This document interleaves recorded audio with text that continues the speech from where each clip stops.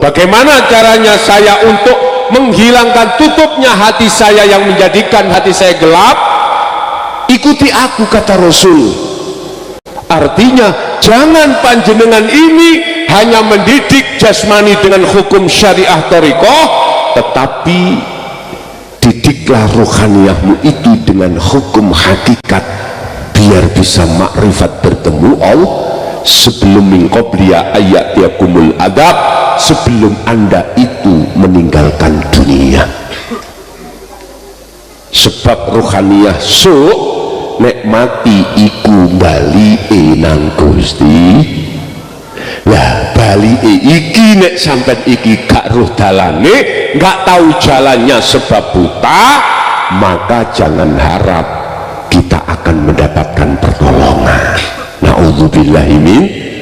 Makanya malam hari ini kami akan mengupas habis tentang perkara yang menjadikan hati kita buta, walaupun judulnya itu tanda-tanda kekasih Allah. Nanti sebagai kesimpulan itu,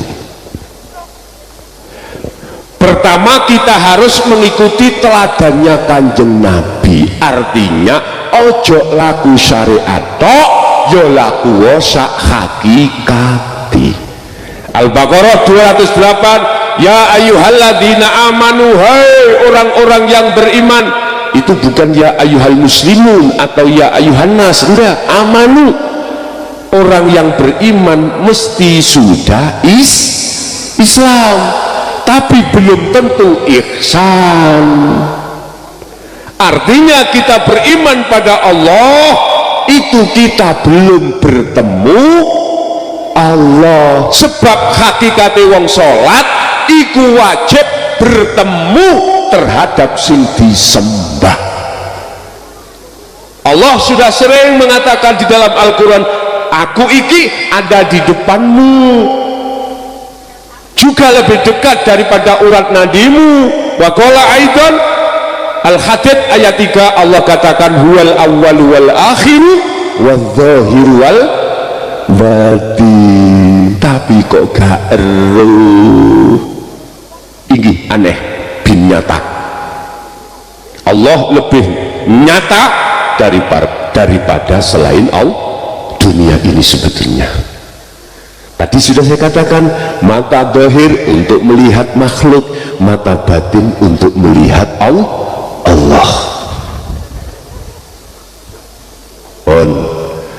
Nah terus ketika saat aku sudah mengikuti Rasulullah, mana hakikat Rasulullah? Nek coro takok apa thariqah Rasulullah? Ada yang bisa menjawab? Bila mana ada yang bisa menjawab? Enggak tak jawab. Sampun semerat thariqah Rasulullah? Dereng.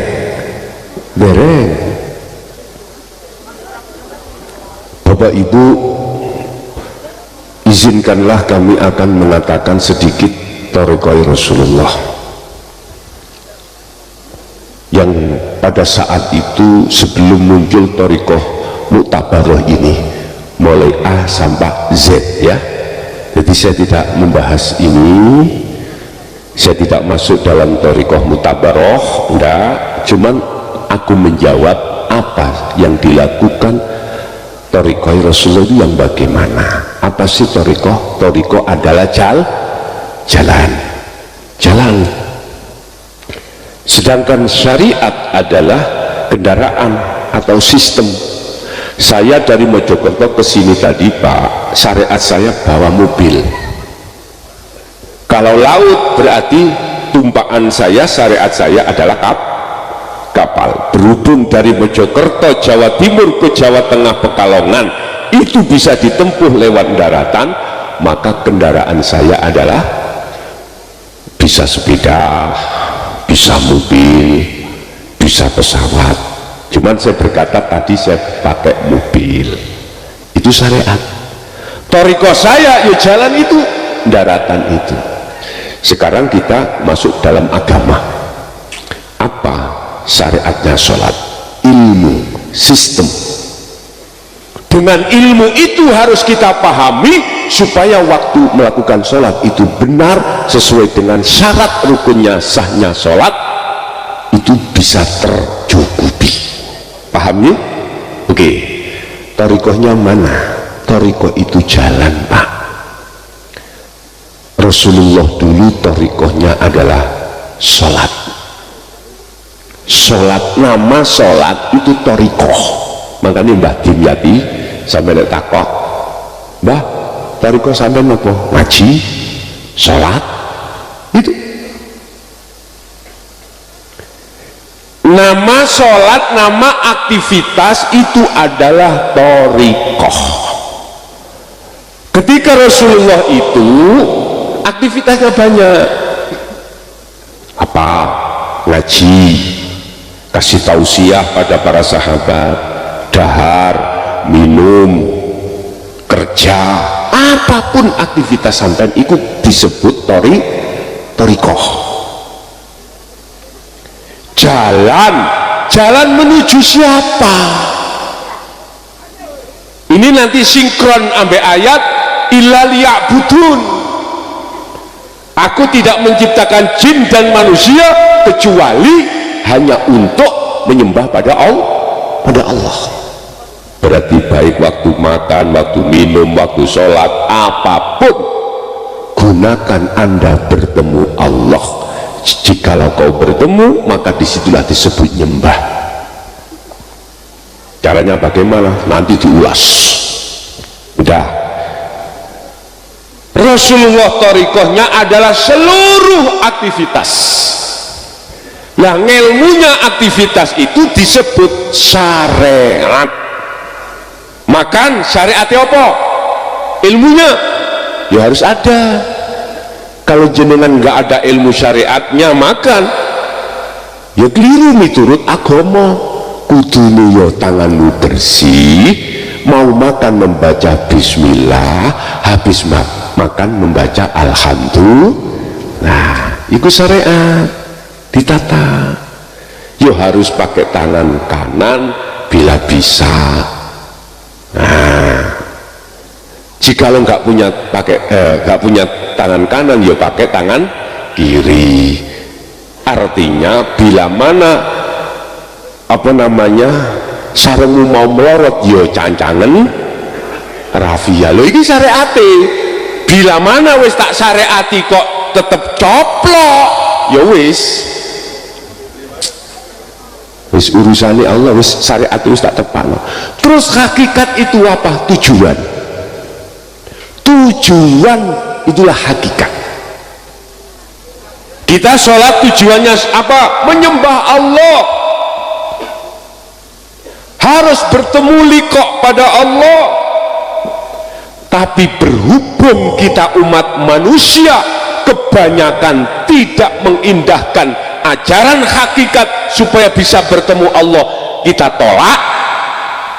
Maka itu loh alasannya mengapa ketika saat saya sholat atiku ono sikile papat, namanya wedhus.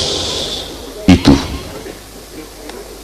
tergantung porsi kita lah, tergantung pekerjaan kita nanti bagaimana, itu yang masuk. Hafidhu ala sholawah, jagalah sholat 5 waktu itu, was sholatil wusta, sholatir roh dulur. Iki loh kedah sampean utamakan. Sholatil wusta kalau saya tarik dari syarah muhakamah, sholat asar, wusta itu tengah. Kalau tak tarik dari sisi syarah mutasyabihah, ruh sholati ati. Inilah yang menghadap pada Allah. Inni wajjahtu wajhiya lilladzi fataras samawati wal.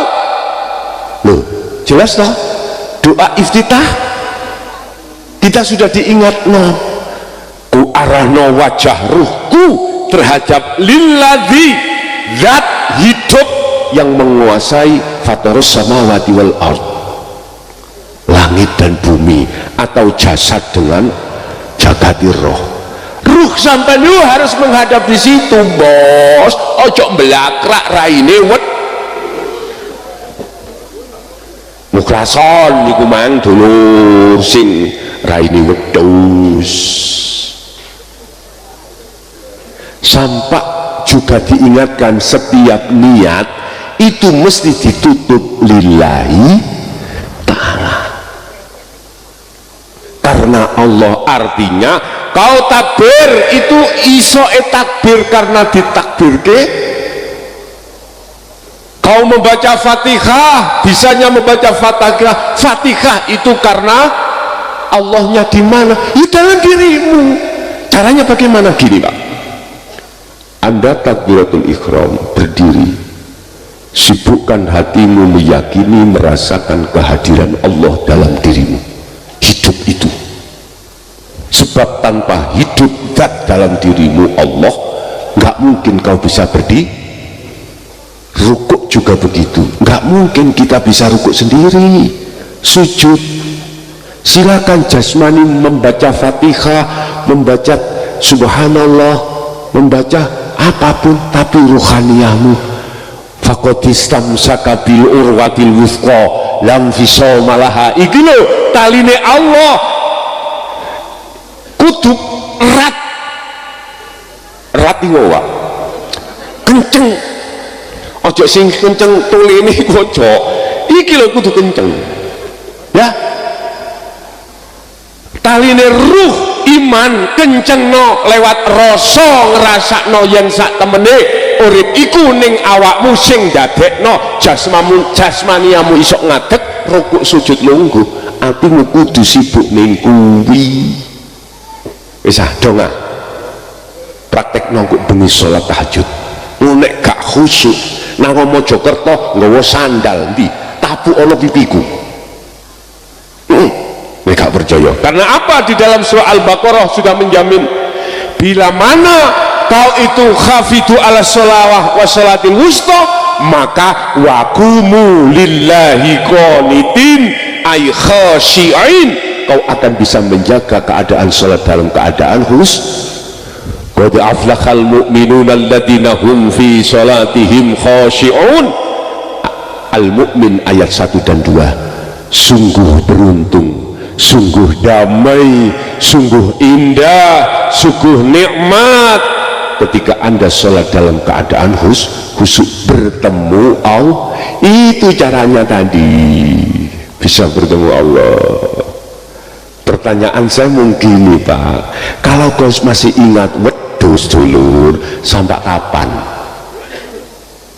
Ingat alhaakumut takatsur hatta zurtumul maqabir. Jikalau kau terus berbangga-bangga diri ruhaniyahmu yang bukan makanan ruhaniyah yaitu syahwatu dunya rupa wedhus ning atiku mang kok terus-terusan koyok ngono seperti itu, maka itulah yang menjadikan lalainya hatimu pada Allah. Sampai kapan? Hatta zurtumul, sampai mati. Naudzubillahi min. Allah ya karim, saya kesini hanya meluruskan ajaran Rasulullah yang selama ini terkesan ditutupi. Iya,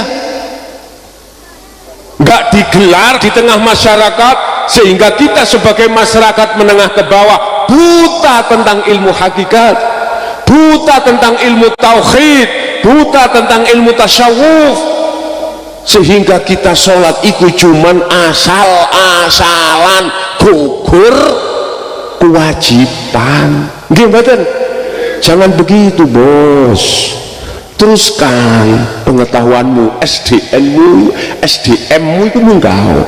Nek sekolah ibtidak naik ke sanawi, kalau sudah sanawi naik ke aliyah naik musyawirin atau mahasiswa. Artinya wong Islam udkhulu mlebu sira kabeh fisilmi ing dalam agama Islam kafah kali sampurna. Lah iki yang dipanggil di situ adalah orang mukmin. Wahai orang-orang yang mukmin beriman, masuklah kau di dalam agama Islam dengan sempurna. Artinya rohmu iku Islam no bos, ngoten lho. Imanmu ihsankan lho, gini lho. Urutannya kan ngeten Pak. Islam, lalu iman, lalu ihsan. Ini kita Islam jasmani mengucapkan 2 kalimat syahadah, asyhadu an la ilaha illallah wa asyhadu anna muhammadar rasulullah. Sudah Islam. Kalau sudah Islam, amantu, iman, wujud rupani iman, kita meninggalkan larangan, menjalankan perintah, itu iman secara jasmani. Nah, ruhaniyah kita bagaimana? Ini yang harus kita didikkan di tengah masyarakat Pak. Sebab mohon maaf, mungkin kalau saya ngomong ini nek sampean nggak pernah tahu, nggak pernah mendengar, kaget. Ini ternyata miturut ilmu tasawuf. Contoh, saya ngelak Pak Bu, terus ngombe degan, bismillah, rasane seger,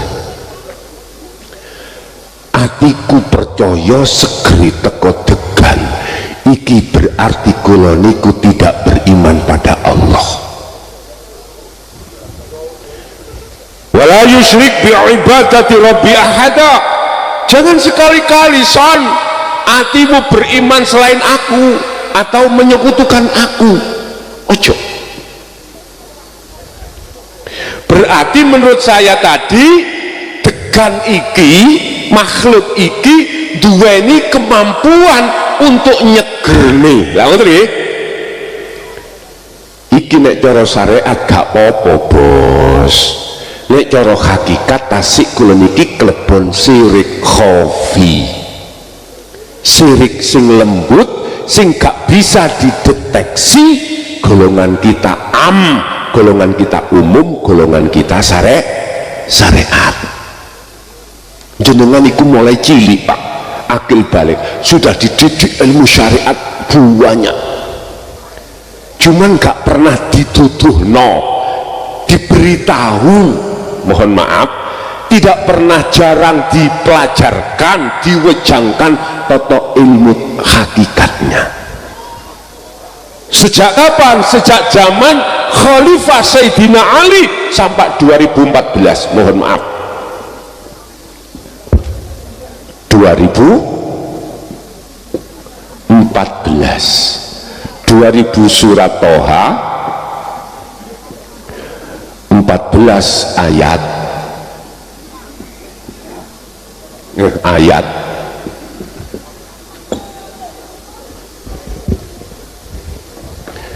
20 itu adalah suratnya, ke-20 berarti surat Toha ayat 14, dibuka di situ.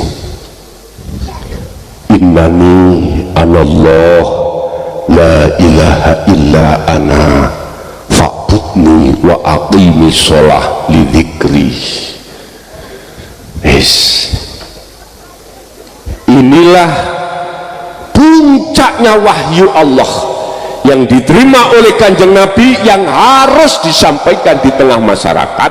Tetapi setelah zaman Baginda Sayyidina Ali sampai 2014, barang siapa yang berani menyampaikan tentang dinul haq di tengah umum, mohon maaf, atau menjelaskan wahyu Allah yang inti ini, mesti mendapatkan dzalika dzalalatun.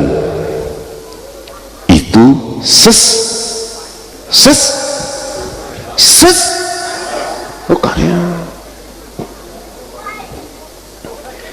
ini yang kurasakan Pak.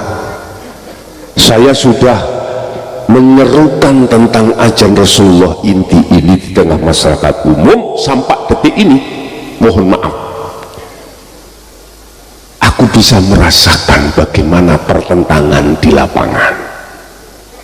Estu 23 tahun saya sudah, sungguh, bahkan saya pernah dipenjara 3 tahun. 3 tahun sedikit enggak 3 tahun. Nek cara bahasa LP telung black, siapa sing tahu nama sejarah mesti paham. Nek ngomong telung black itu ngerti, telung tahun estu. Tidak hanya ajaran Rasulullah yang original ini, yang inti ini, tidak hanya dicaci dimaki. Ayo kita lihat sejarah Rasulullah. Surat Al-Hijr ayat 94 sampai 99, bagaimana Rasulullah ketika menyampaikan dinul haq ini di tengah kafir Quraisy, di tengah kaum Taif, apa yang beliau terima? Ya Karim, cacian, makian dari Abu Jahal, Abu Lahab, bahkan mereka itu ada yang berani untuk bermusyawarah bagaimana caranya Muhammad ini lenyap, tapi Allah menjamin beliau diselamatkan. Di kaum Taif juga begitu. Jenengan ojo nganut Nabi Yunus. Nabi Yunus, tahu Nabi Yunus? Ketika ajarannya itu ditolak di tengah-tengah kaum, beliau berdoa pada Allah, ya Allah, saya sudah tidak mampu melihat mendengar cacian ajaran panjenengan yang hak, tolong sampai habisi mawon, kula tak ngalih dihabisi temen. Tapi ya apa, Yunus oleh metu teko kampung ambek ngeridu, hatinya itu marah karena melihat kaumnya menol. Apa yang terjadi? Itu tadi dimplok iwak nun gitu, dilotre di dalam kapal ini, kebanyakan muatan lotre si A si B sampai Z. Nabi Yunus Y metu 3 kali ku metu Yunus karena Yunus gak terima, aku ini Nabi, gak mungkin aku nyemplung laut, dikurangi isinya. Oke, dilotri mana ambek makna kodah, kadek metu huruf Y dibuka Yunus, sik gak terima 3 kali, kadek metu Y Yunus, terpaksa Yunus dilempar ke laut, akhirnya diuntal ikan nun, ikan gede gitu. Ulama khilaf, ikan apa ini? Ada yang mengatakan ikan hiu, ikan paus, wis gak usah gegeran. Nek Quran ikan nun, wis gak usah gegeran. Khilaf iku pokoknya ikannya gede, nah wis. Kemudian di dalam ikan itu tadi berapa hari, ulama khilaf, sama dengan Ashabul Kahfi di gua ya, khilaf. Ada yang mengatakan 17 hari, 21 hari, 40 hari, wis gak usah gegeran, sing penting suwi. Artinya ini, jenengan kali kulo bisanya untuk sampai pada Allah bertemu, gelem gak gelem la buddha, ora kena ora wajib jenengan topo. Bahasa Al-Quran namanya uzlah, khalwat. Meninggalkan ruhaniyah ini terhadap kesenangan dunia, sekalipun jasmani kita masih berinteraksi dengan kesenangan, silakan ikuti Rasulullah bagaimana caranya khalwat. Al-Insan 2526, wadhkur isma rabbika bukratan wa asila wa minal laili fasjud lahu fasabbihu lailan tawilan. Esok sampai sore beliau kerja jasadnya, tapi ruhnya selalu berzikir. Begitu juga malam. Tiruwen iku carane ngilangi tutupi hati, kok ada di situ. Termasuk waktu sholat, termasuk di luar waktu sholat. Sebab Gusti Allah iku tidak hanya ada di masjid tok, bos. Gak ning musola tok, ning WC ana Gusti Allah. Coba nek ana Gusti Allah saged ta beol sampean? Nggak bisa. Di dapur pun juga ada Allah. Kalau tidak ada di dapur itu Allah, nggak mungkin ibu itu ngulek. Bisa ngulek? Nggak mungkin. Sebab jenengan bisanya ngulek, coba kalau tidak digerakkan Allah dalam dirimu, nggak iso bos. Ibarat kita iku adalah wayang kulit, Gusti Allah iku dalangi. Walaupun sing ngomong Petruk salon guguk cobaan sing teliti loh, sing teliti sumpah duduk Petruk sing ngomong iku dalang. Makanya dengan apa kita memandang? Kalau kita memandangnya iku dari mata dohir, mohon maaf Pak, koyoke jenengan kali kula niku iso apa-apa, ngadeg iso koyoke, rukuk koyoke kita sing rukuk, sujud begitu, apapun, padahal kita sudah disetempel ambek Gusti Allah, la haula wala quwata illa billah. Jane kuwi ning awakmu iku aku bos, ning umpama Gusti Allah dawuh lho umpama ya kuwi rokok niku aku bos, iku niku aku. Berhubung imanmu dan mata dohirmu iku nyawang makhluki, akhirnya awakmu rumongso isok ngadeg, isok rukuk, isok lungguh, isok sujud. Iki iman kita dulu Pak ya. Sekarang ubangi, berlakulah takhali ketajali, artinya ilang rasa onokmu, ilang rasa isokmu, ilang rasa apa wae dalam dirimu. Kalau sudah melewati bisa menghilangkan keakuan kita, maka itu nanti ada isbat atau tajalli muncul di dalam dirimu, semuanya karena Allah. Wis ta ya apa nek ati sampean wis lungguh ngelmu niki masih tutuk subuh gak krasa, paling sing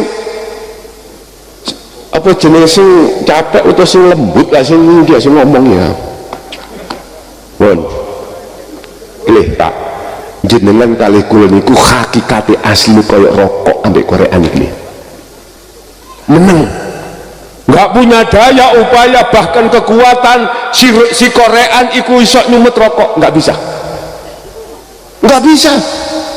Ayo pengen ngomong rokoki ngomong nang korean, rek korean sumeten aku yang jadi dekae meneng. Berhubung ada pihak kedua atau pihak ketiga, nah ini akhirnya bisa nyumet atau mengeluarkan api. Allah itu ibarat pihak ketiga. Kalau tidak ada Allah, nggak mungkin air hujan tadi bisa turun. Nggak bisa jenengan kali kula rawuh ning mriki mboten saged, tidak bisa. Cuman mengapa kita saat itu hati lalai pada Allah sampai Allah bersumpah wal asri innal insana lafi khusrin illal ladina amanu wa amilus solihati wa tawasau bil haq wa tawasau bis sabr. Demi masa ini Allah saking gregetan iku si Allah, tahu gregetan marah sampai bersumpah demi waktu, demi masa, innal insana lafi khusrin, banyak diantara manusia itu yang merugi. Katakan yang dimaksud merugi lalai pada Allah, tidak sadar dan menyadari sesungguhnya kita itu bagaikan wayang kulit. Itulah orang Jawa mengatakan batang urip, laksana seperti kita nggak sadar. Yang kita kedepankan adalah nafsu, keakuan kita. Oh gak aku, wah oh gak aku, gak iso ngaji ngomong, oh gak aku, wah kok wake santriku pengikut kok gak aku, kok tadi DPR kok gak aku, jadi bupati kok gak aku wis. Allah ya Karim, itu gegara di dalam hati kita. Ruhaniyah ini dijadikan nafsu budak kita dijadikan budaknya. Innal ladzina kafaru awliya'uhumut taghut, Al-Baqarah 257. Sesungguhnya orang-orang kafir, orang-orang yang tidak percaya terhadap Allah, menjadikan taghut, menjadikan selain Allah nafsu itu sebagai imami. Apa resikonya? Minan nur ila dzulumat, Allah akan menggelapkan hati kita terhadap Allah, sehingga setiap aktivitas apapun yang terjadi, hati ini lalai, nggak sadar kalau yang memperjalankan itu adalah Allah. Dong napa mboten? Dong nggih? Oke. Terus bagaimana kita lepas dari lalai itu? Terus no ayat wau, illalladzina amanu wa amilus solihati wa tawasau bil haq wa tawasau bis sabr. Kecuali orang yang beriman. Siapa yang dimaksud orang yang beriman? Orang yang percaya, orang yang hatinya sadar dan menyadari semua makhluk termasuk dirinya ini bisanya nyapo-nyapo, bisanya apa-apa, sebab ada yang membisakan, yaitu hidup wujudnya Allah, zat baik di dalam maupun di luar dirimu. Paham? Hati kudu ono rasa, Pak, ono iman, ngerasake ngeyakinake yen itu semua karena Allah. Ini amanu. Lalu wa amilu sholihah, ojo amanu tok, ojo percaya tok, praktek nong dulu bos. Wujudnya jenengan praktek adalah kholwat, sepekno atimu saka perkara selain Gusti. Carane gunakno terus pagi sampai sore, sore sampai pagi, hatimu dzikir terhadap Allah.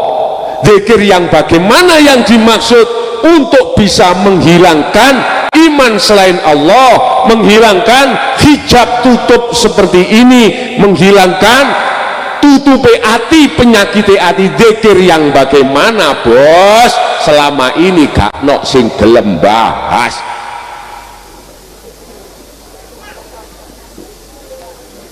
Wis ini tak bahas sih. Wah dilok nolong.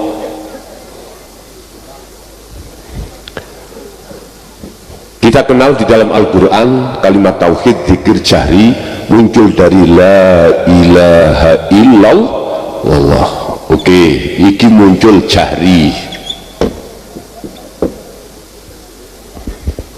Allah itu jeneng bos, tapi jenengan belum tentu ngerti ruh sapa sing jeneng Allah. Buka surat Al-Fatihah ayat 1. Bismillahirrahmanirrahim. Dengan menyebut nama toh. Sapa sing ngaji nak nggone pekalongan dalam rangka hal Mbah Kiai gede mekeno kali Mbah Jerman lan Mbah Nursan wong Mojokerto. Sapa iku lho wong sitok di penjara tahun 2010 Pak, hari Jumat tanggal 21 Mei awal saya kasus 170 pasal 170 nopo 170. Nek ono polisi ngerti, TNI gak ngerti, TNI gak tahu diajari pasal-pasal itu. Lawyer tahu apa junto 160 itu yang dipasalkan saya. Ketika saat Mojokerto pernah 2010 21 Mei hari Jumat pilbuk Kobar toh mobil mewah plat merah kebakar semuanya. Itu persoalannya. Wis ya 2010 itu nasional ya. Nah wis ternyata maksudnya gini, son raimu iku ngajimu enak nang jopo, saiki tak tugas kamu ngaji harus ke dalam LP warga binaan. Caranya apa? Ya melok-melok ngono biar kena pasal kau. Oke. Botol keranting deng Pak, aja ditiru lho ya, jadi tiru sumpah, aja ditiru. Zaman nalika ada premium yaitu bensin, tak isi bensin wis gak terus wis engko ono carane kok sampean tiru engko awal tak sumet tak seleh nisore tangki wapi Pak, pas mlebu mobilnya mobil keplok mari keplok dicekel ngek ngene wis akhirnya masuk. Tak anggap aja mondokku biyen kurang suwi ngono wis dalam LP 3 tahun. Oke wis mulai nyun sewu kula mulai kecil sampai mondok beribtidak sampai 95 bulan gak ada cita-cita jadi kepala desa, gak ada. S2 gak ada. Ketika saya pulang bebas dari tugas lho Pak, ojo bebas dari penjara, enggak bebas dari itu. Nah itu saya ditugaskan Allah untuk mendidik warga binaan LP untuk ngaji tentang ruhaniyah. Udah selesai pulang, warga berbondong-bondong ngangkat saya menjadi kepala, padahal kula gak punya apa-apa sampai 2 periode niki. Tapi saya punya janji, oke saya mau, tapi jangan diriui ngajiku. Akhirnya ngaji kemanapun nggak tidak dadi, Lampung, Sumatera enggak wes. Nah ini sejarah sedikit aja. Ternyata saya adalah sampai jairuh, saya itu mantan narapidana. Tapi prinsip saya, siapapun kita sebagai ulama kiai, kalau tidak pernah dipenjara kurang sempurna. Kurang sempurna. Kurang sempurna. Bagaimana kita akan bisa menceritakan kondisi di LP manakala kita tidak masuk di dalam? Jari tok laan. Nek kula kan mboten. Temenan. Wis tahu masalahnya. Bapak Ibu hadirin jamaah rahimakumullah, kembali kita pada materi ini. Lah terus bagaimana selanjutnya? Saya selama ini kondisi ruhani aku waktu sholat itu aku masih lalai selain Allah. Bagaimana caranya ini? Nyun sewu Pak, memang ini terkesan selama ini ditutup-tutupi ilmu ini, yang kita beralasan takut fitnah manakala kita sampaikan di tengah umum. Bagaimana mungkin kejiwaan saudara-saudara kita yang ada di menengah ke bawah manakala tidak diajarkan ini, jiwanya itu betul-betul keesa mboten saged Pak. Bagaimana bisa menerjemahkan ketuhanan yang Maha Esa? Kalau itu kita tidak bisa menerjemahkan dan melakukan ketuhanan yang Maha Esa, mana mungkin kita akan bisa mengamalkan sila-sila berikutnya sampai 5? Nggak bisa. Sebab siapapun sumbernya ketuhanan yang Maha Esa Anda itu paham dan melaksanakan, maka otomatis Anda akan bisa melaksanakan sila-sila berikutnya. Ketuhanan yang Maha Esa, 2, kemanusiaan yang ketiga. Ayo orang Singapura kemarin Pak, tahun kemarin saya dengan babinsa saya di rumah sana manggil ke rumah orang-orang, ternyata yang apa yang tuwek-tuwek sing nom-nom tik pecotot kuwalik-walik. Berarti pimpati gak dididik.